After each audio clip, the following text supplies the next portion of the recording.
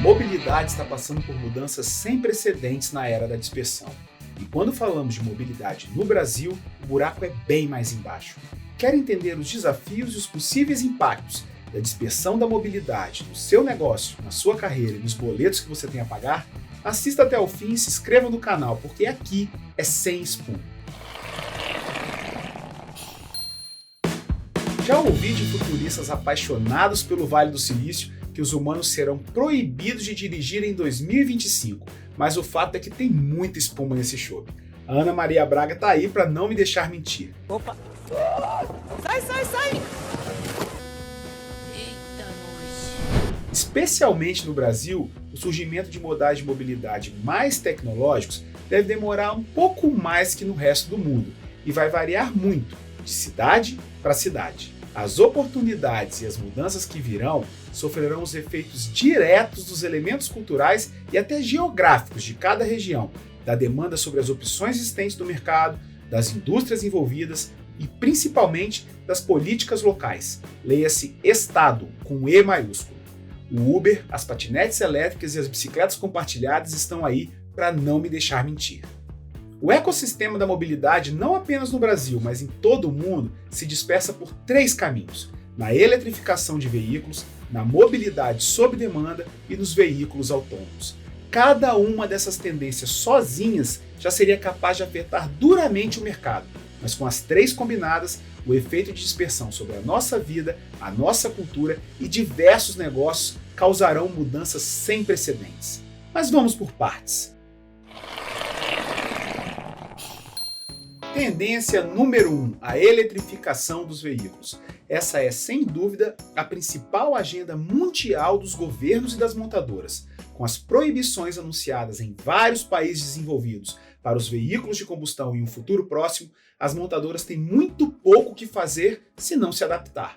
Mas aqui no Brasil, essa mudança vem bem devagar, infelizmente. O movimento de eletrificação de nossa frota precisa se transformar primeiro em uma política pública, assim como na Europa, de matriz ambiental, com poderosos subsídios para a indústria local, com taxação mais elevada de veículos antigos e poluidores, investimentos em redes de recarga e principalmente em educação.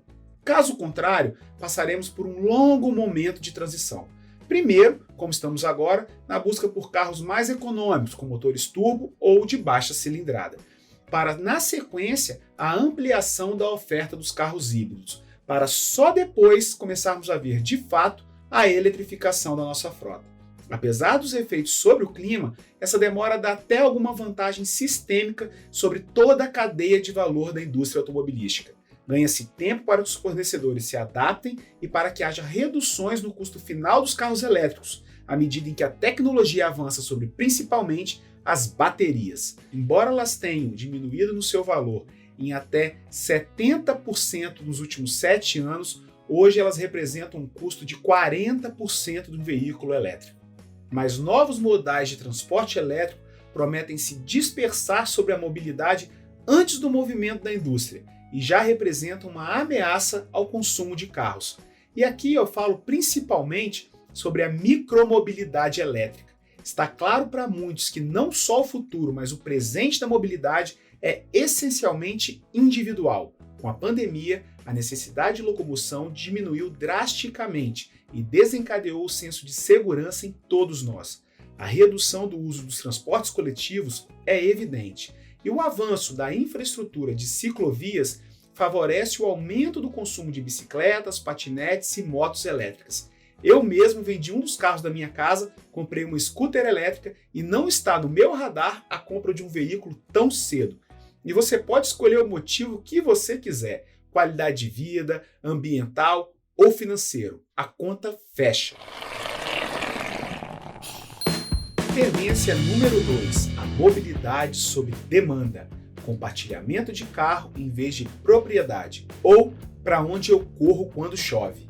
Até tivemos com a pandemia um boom no consumo de veículos, muito por essa busca de isolamento e também facilitado pela baixa nas taxas de juros, mas a projeção do comportamento do consumidor para o futuro é um pouco diferente. Em pesquisa global realizada pela consultoria KPMG em 2019, 39% dos consumidores pesquisados já tinham a opinião de diminuir a propriedade de veículos, o que significa que metade dos proprietários de automóveis sabem hoje que não vão mais querer ter um veículo pessoal até 2025. A mobilidade sob demanda tem a inovação concentrada hoje em 3 frentes. Quando para uso pessoal e individual, no serviço de assinatura, para quem não quer possuir, mas precisa ter um carro à disposição. É como as locadoras vêm trabalhando para o varejo, como já faziam afrotistas, por contratos mensais que agrupam seguros, manutenção e outros custos dentro de um preço único. Pode-se ter acesso a um carro em tempo integral, mudar de modelo, usar em outra cidade ou até pausar de vez em quando o seu uso. Mas tem um porém, as próprias montadoras já estão iniciando seus sistemas de assinaturas de veículos, dentro do que há mais determinante na era da dispersão, a eliminação dos atravessadores. É como ficam as locadoras, que curiosamente é o principal mercado da indústria automobilística. O que vai acontecer com isso? Cena dos próximos capítulos. Quando para o uso comercial, a inovação hoje está concentrada nos sistemas de entrega ponto a ponto e de última milha, e ainda tem muito espaço para melhorar e para crescer por aqui. Quando para uso compartilhado, a dispersão por nichos e por modelos complementares de compartilhamento já é realidade e deve crescer ainda mais.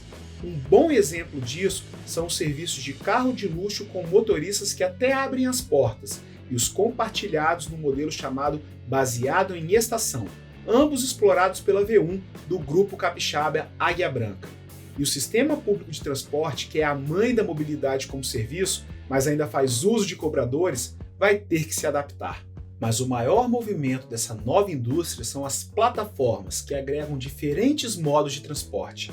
Já existem diversos exemplos no mundo em que os clientes podem viajar em diversos modos de transporte de diversos fornecedores por meio de uma única plataforma de pagamento. É a proposta, por exemplo, da histórica concorrente da Águia Branca, a também capixaba Itapemirim, que agora entra no setor aéreo apostando na integração com seu sistema de transporte rodoviário. Tendência número 3, os veículos autônomos e conectados. Essa é de fato a tendência que oferece a maior oportunidade de transformar o mundo e alterar a maneira como pessoas e produtos são transportados. Mas é improvável que a mudança para uma direção autônoma aconteça repentinamente. Estamos diante de uma evolução e não de uma revolução. Cuidado com a espuma. Nos Estados Unidos já é possível ver robôs de entrega e vans de hortifruti circulando a partir de um clique no celular. Mas sem espuma, ainda falamos de protótipos sem compromisso com o resultado financeiro, lastreados em fundos de capital de risco e, por hora, longe de terras tupiniquins. Ainda que a Waymo do Google já tenha lançado formalmente seu serviço de carros autônomos no estado do Arizona, nos Estados Unidos, ainda é uma base teste. Não há nenhuma previsão ou meta real de que isso se torne mercado antes de 2030. Mesmo lá fora, onde a infraestrutura é bem mais amigável para a evolução. O futuro da mobilidade está em termos opções de transporte mais seguras, diversificadas, limpas e de melhor qualidade. Sem espuma está em tornar a nossa vida mais fácil. Qual é o impacto da dispersão da mobilidade na sua área de atuação nos próximos 5, 10 ou 15 anos? Você já parou para pensar e estruturar esses cenários de futuros? Se não, eu posso te ajudar. Afinal, eu duvido que você queira ser um dos que vai desaparecer neste novo cenário. É a era da dispersão, pessoal. Se você não estiver olhando para o futuro, quem pode vir a se ver disperso por aí é você, sem espuma.